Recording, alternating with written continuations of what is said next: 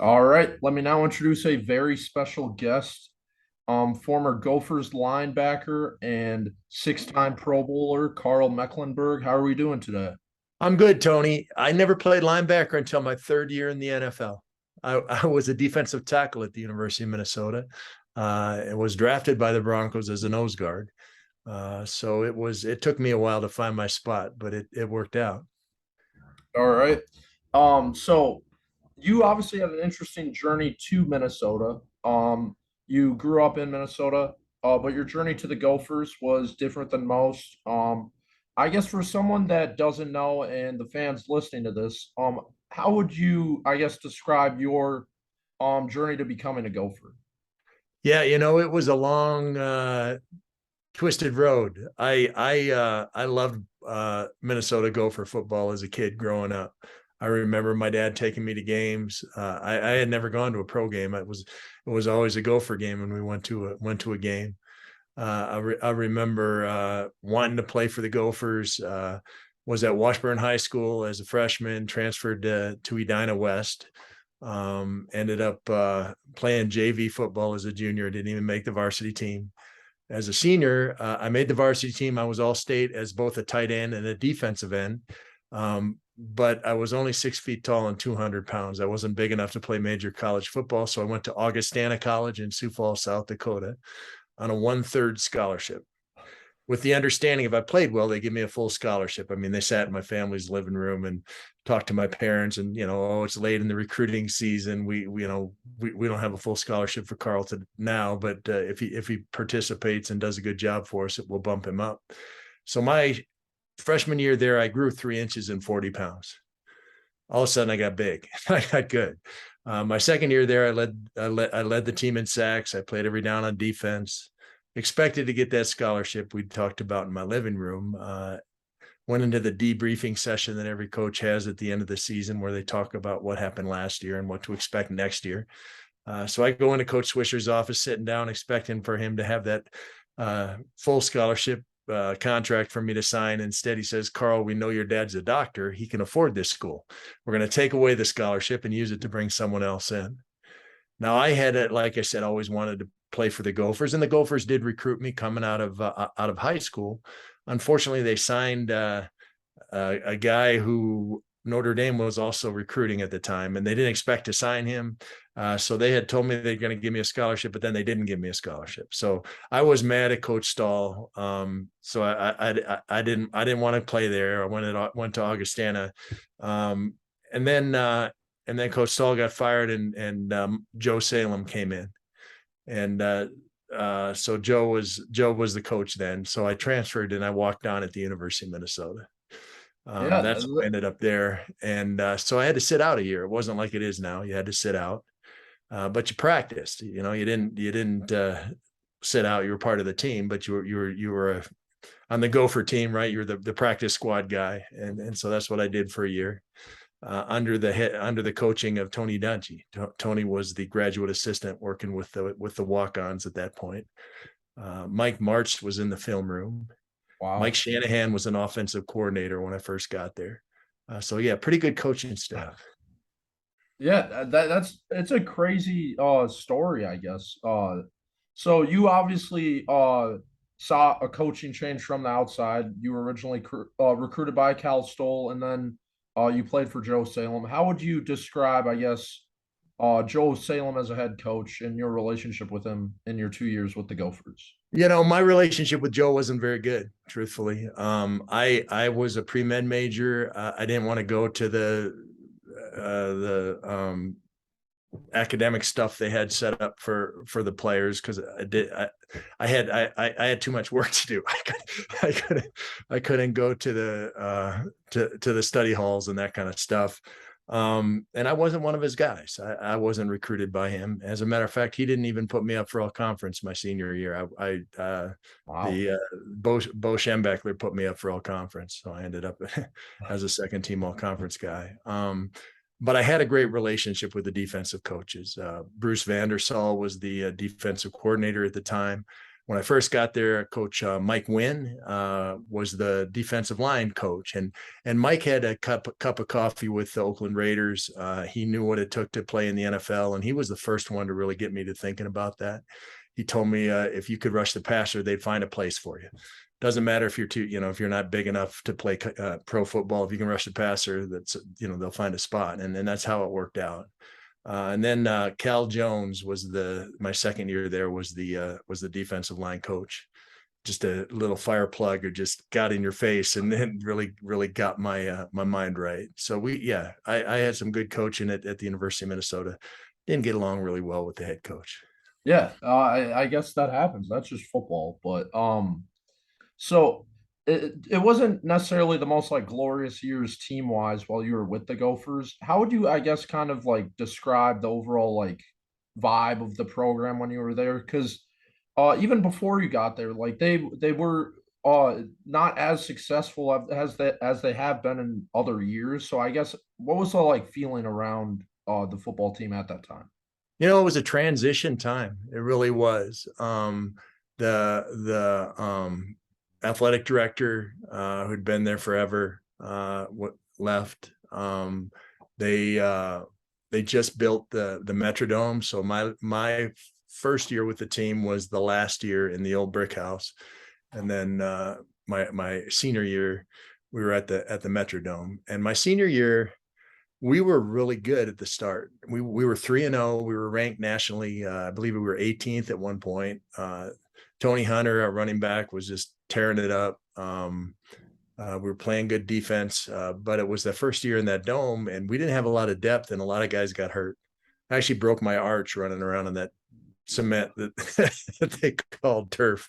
So yeah, they switched the turf a couple times and got it right before they tore that place down. But the first year it was dangerous, and we didn't have enough depth to really stand very many injuries. So we were, like I said, 3-0, and playing really well. And then all of a sudden we lost our last 8. And as a pass rusher, if the other team's ahead, there's not a whole lot of opportunities to rush the passer. They're just running the ball. So that was one of the reasons I didn't get drafted higher than I did. Yeah. So you were successful in your 2 years with the program. All conference twice. Uh, you had a long journey to get to the Gophers, but looking back at your 2 years now, how would you, I guess, describe your overall feeling with the Minnesota program, and how would you describe your 2 years? My 2 years there were transitional for me. They really were. I learned a number of things. I learned how to be a good teammate when things weren't going well. I learned how to play my hardest regardless of what was happening around me. I learned that leadership can take lots of different forms. I learned a lot, and being in a negative situation doesn't necessarily mean that it's a waste of time. I learned a lot of things I wouldn't do, and that I didn't want to be a part of down the line. So there were lessons to be learned, not only from a positive standpoint, but from a negative standpoint. My junior year there, I split time with a guy named Brett Harms. Brett was a senior that year and had been in the program and should have played. I split time with him, and I ended up leading the Big Ten in sacks, tied with Andre Tippett from defensive tackle. My senior year with the Gophers, I led the team in tackles and had no missed tackles from defensive tackle, which doesn't happen, right? No. So I did have a good time there, and I worked hard at it, and I made some great friends, guys that are still friends, and it was I got my degree, which is really why you go to college anyway. Yeah, I'm right in the middle of that right now. So I guess staying on the Gophers, when you look at the program since you've obviously left, now they have PJ Fleck as a head coach, and he is a very, I guess, interesting person. Big personality. What are your opinions from the outside? I don't know how many interactions you've had with him, but I guess as a fan of the program, what are your opinions on him as a head coach? I'm so excited for the Gophers right now. I mean, the program is going the way everybody had hoped it would when I was there, and ever since. PJ's a great coach. I have spent some time with him. I was on the sidelines a couple years ago when they beat Maryland in Huntington Stadium. I was actually spoke for the team when they came out here and played Colorado. I guess it was last year. Yeah. Yeah, so I had a chance to speak to the guys at their captain's dinner here in Colorado, and got to another chance to sit down and talk with PJ, and you can tell the kids love him. And right now, I mean, with the transfer rules happening the way they're happening now, people can change. You've got to have a charismatic coach. You've got to have somebody who is all about the program, all about the kids, and that the kids can really identify with. And I think you've got that with PJ. Yeah.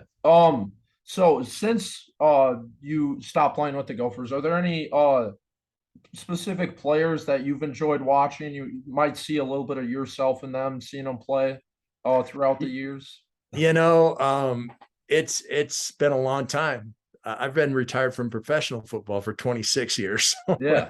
So what is that? That's 38 years. There's been a lot of guys that come and gone from the Gophers since I left. And living in Colorado, I don't have a lot of chances to see the team. But yeah, I just like the direction they're going right now. You know, obviously, year after year, there's been guys drafted in the NFL and guys who have had a lot of success in the NFL. And that's one of the great things about playing for a Big Ten team like the Gophers.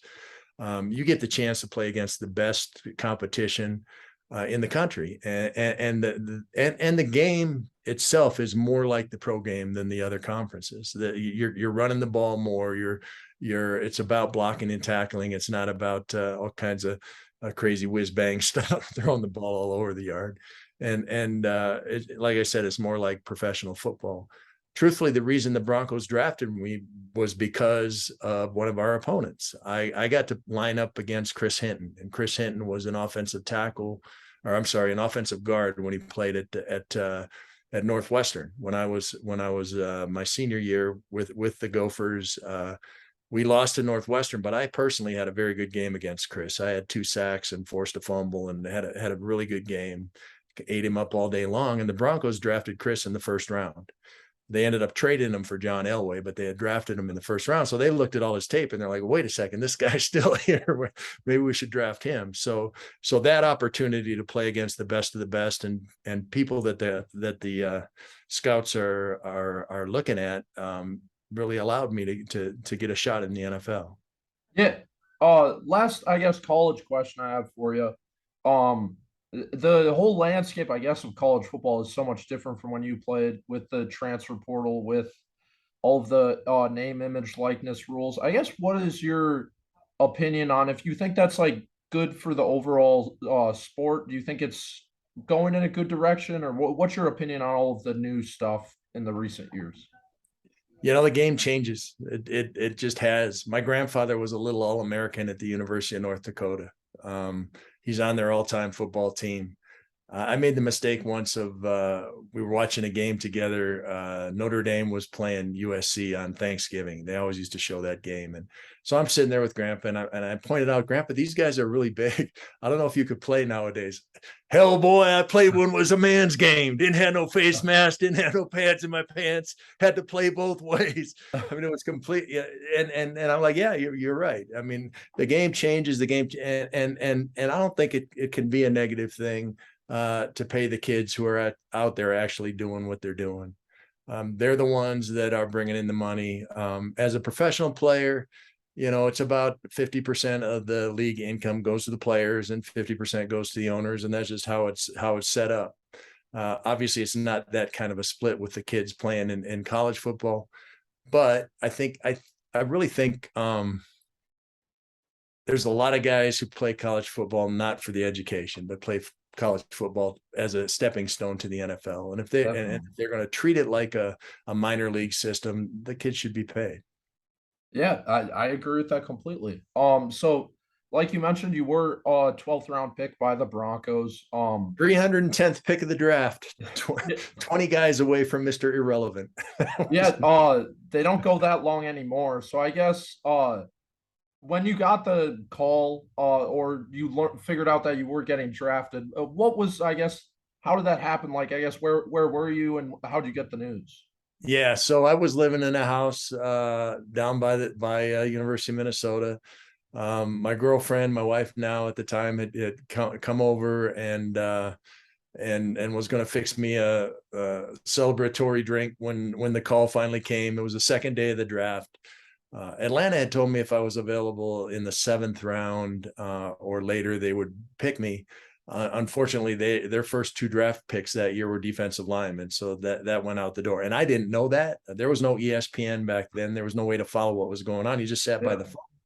So I'm sitting by the phone waiting and waiting and waiting. Finally, I sent Kathy home and went to bed. And the phone rang about midnight, and it was Jenny Ann. It was the Broncos head coach's secretary. So it was Dan Reeves' secretary to tell me that the Broncos had just drafted me in the final round, and they were going to mail me an airline ticket, and if I wanted to come try out, then I should.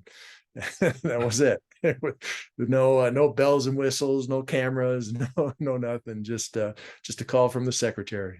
Yeah, it's a lot different nowadays, that's for sure. Yes, it is. So you mentioned obviously that you flew out and tried out. How interesting was that? I guess first training camp or rookie mini camps, however it was, for you as a 12th round pick. Obviously, you weren't coming in as heralded as other players on the team. Yeah, How was that's that you're vibe? absolutely right, Tony. It was very different. First of all, back then we could practice anytime. There Yeah, was no limit on the number of practices or full contact or any of that stuff. So we were practicing as a rookie group right from the get go. I got out there in June. Missed my own graduation when I was out there, and living in a kind of rundown hotel next to the practice facility, and working out. Now I was a 240-pound nose guard. They don't exist, and they never have existed. So they told me they wanted me to gain 20 pounds, work out twice a day. Um, and that's not even possible unless you take steroids. And I wasn't going to take steroids. My dad's yeah, a doctor. He knew I wasn't going to take that route. So I ate and I ate and I ate. I got up to about 250, but I made the team early on in training camp. I could play. There wasn't a question about whether I could play, and if they were gonna, they were gonna put me on scout team, I was gonna make the guy across from me look bad, and I did. And it got to the point where Coach Reeves would kick me out of practice. I'd take him out. He's messing up our drills. and first preseason game, once again, I had a chance to play and made two sacks, forced a fumble against the starter for Seattle. I don't know why he was still in the game in the third quarter. It was a divine intervention, or else he was overweight, one or the other. and so I got a couple sacks, forced a fumble, was defensive player of the game. John Elway was offensive player of the game. I made the team. I started on as our nickel pass rusher on the right side for 12 years at that point. Still, I was a lineman. Never played linebacker before, and eventually they moved me to linebacker a couple years in, and I made the Pro Bowl my first year as a linebacker. yeah. So like you mentioned, you had a lot of different position changes, but you ultimately were incredibly successful in the NFL. Six-time Pro Bowler, four-time first team All-Pro. Um, I guess how interesting was your mindset throughout the whole process? Because you started at Augustana, like you said, and then you had to walk on to the Gophers, and then you were a 12th round pick. You obviously had a lot of doubters along the way. How yourself did you not doubt that you were going to, I guess, get to where you wanted to be? That's a great question, Tony. And the way I looked at it was I was going to be the best player that ever played the game. When I made decisions, whether I was in high school or I was in college or I was Division II or with the Gophers, or I was going to do whatever I could to get to that point. So when I made decisions day to day, when I set goals week to week, they were always pointed in that direction. And I think a lot of people get lost along the way when bad things happen, when they lose a scholarship, when they get an injury, and I had plenty of them. When something goes wrong, they don't realize, well, that's just an opportunity to reset and head back towards where you want to head towards. And that for me was it. I loved the game of football. Did from the time I was 10 years old. Played at Lyndhurst Park in South Minneapolis, and had a blast down there. Like I said, played at Washburn, played at Edina, played at Augustana, played at Minnesota. I mean, I had so many teammates, so many guys that I could learn from, both from a positive side and a negative side. And I chose the positive side. I was going to be a good player, and I just worked and worked and worked and worked at it. There are some things that you can't change. I mean, I run a 4.940. That's why I was the 310th pick of the draft. But I found out early on in my career, if I took the first step in the right direction before anybody else did, then I had it. All the angles changed in my favor. So for me, that was the main thing: decisiveness, being prepared, and then allowing myself to go when it was time to go. And it doesn't matter whether you're playing high school football or pro football. That's the same truth. I coached at Kent Denver out here. It's a very exclusive kind of private high school where the kids are all really, really smart. I think we had 7 kids that were National Merit Scholars on our football team. Right. And I'm trying to teach these guys and coach them. And it was, on one side, it's great to be smart. On the other side, it's like, there's no assuming that this and this, no, go. It's like, you gotta go. So that ability to trust myself and go when it was time to go was huge. Not only in every step of the way. Yeah, it's super interesting. I think that's what makes football so great, is because you can be the smartest player in the world, but it takes a different kind of, I guess, attitude to play at the highest level. Yeah, there's no Um, question. yeah. So you've been a big advocate and outspoken about concussions with football. I was reading, and I guess from your point of view, someone who's experienced it, do you think the way that the game of football is going is great for that aspect for players' health and head injuries? And I guess what's your opinion on the improvements that's being made to the game of football at all levels? Well, I'm glad they're acknowledging that it's an issue. That was the first step. When I was playing, you'd come to the sidelines. The trainer would say, "How many fingers?" It's always 2, so you say 2 and you go back in.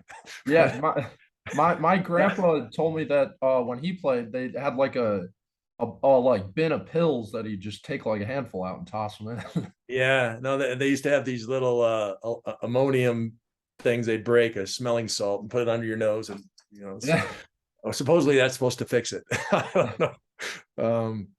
But yeah, I have been. I was part of the lawsuit against the NFL for them kind of hiding the truth about what concussions did long term. And I don't regret that. I don't know that I'd make the team nowadays, though. My game was all about physical contact. I don't look good in shorts, and they're just running around in shorts right now. But they're safe, and if there's a head injury, they take care of it. They're trying to teach kids not to lead with their head. Trying to make sure that they're safe. I mean, you see them out running around in training camp now with those crazy afro things on the outside of their helmets, that trying to protect them from injury, and I think that's good.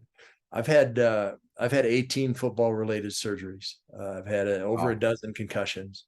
My life has been affected by football in many positive ways and a few negative ways.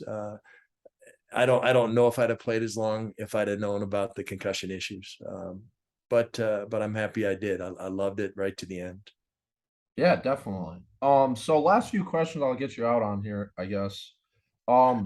You've been a big public speaker since you've moved on from football. Was that always something that I guess you thought you were gonna do? Did it like surprise you that like you ended up being a public speaker? Or I guess what's your experience with that since you've No, I love it. It was not the plan. Like I said, I was pre-med. My dad was a doctor. I saw how much he loved his profession. I was going to be a doctor too. Became a patient instead and moved on. but no, it wasn't the plan. And I used to tease the guys who were communications majors, because that's what all the football players were communications majors when I was there. And now I'm the communication guy. But the pattern of it is so similar to football. You game plan depending on the group you're going to speak to. You perform at a high level for a short period of time. You evaluate what happened, if it went well, what went well, and you repeat that. If what went poorly, you throw that out and try something else. And I mean, it's football, except, no tape, no sweat, no injuries. I mean, it works out pretty Yeah. well. So I've loved it. I'm a certified speaking professional through the National Speakers Association, which is that's the highest earned designation you can get from that organization. I do about 40 keynotes a year all around the country. Done a few back in Minnesota. Love getting back there. And yeah, that's been my profession. I talk about universal keys to success: teamwork, courage, dedication, desire, honesty, and forgiveness, goal setting. That apply not only on the football field, which is where I learned them, but in business, in relationships, in community.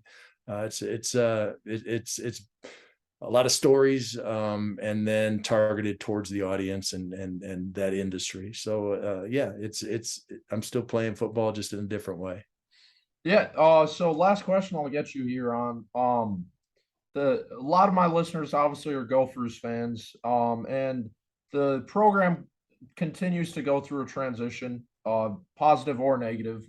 Last 10 years, it's been all over the place. But I guess from your point of view, it's been a while since the Gophers have won Big Ten championship. So from your point of view as a fan, as a player, what do you think, I guess, the potential in the future of Gophers football looks like? I think it looks great. Like I said, having PJ and having him locked up for a while, having the success that they've seen, getting Morgan back, and I mean, just the whole vibe over there, I think, is gonna lead to more greatness. It's really hard to make the jump. I played in 3 Super Bowls. We lost all 3 of them. A few years later, the Broncos won 2 in a row, and it's kind of a building thing where you have to believe you can make that first step. I think they're getting there. I really do. I think you see the kids that are coming out of the University of Minnesota into the NFL, and their success there. You see the commitment of PJ Fleck and that coaching staff to that organization, to the school, to the community. It's moving in the right direction, and that's exciting. Like you said, it's been a while, and it's been up and down and back and forth. But I'm always proud when I see the Gophers won again and beat a good team, or are in the bowl games, which is so cool. Yeah, it's fun to see, and I expect it to continue under PJ Fleck and the athletic director and the whole crew that's there right now. Yeah. Well, I think that's all I got for you today. I really appreciate you taking the time to do this again. And yeah, it was great talking with you. Well, I appreciate it, Tony. Hi to all the Gopher fans out there. I hope to get back and go to a Gopher game in the field there. It was nice that they built it back on campus. That was such a mistake to move from campus out to downtown. That just didn't work. I'm glad they rectified that for sure. I agree with you. I think it's been great since they've done it. But yeah, thanks again for hopping on and doing this. All right, take care now.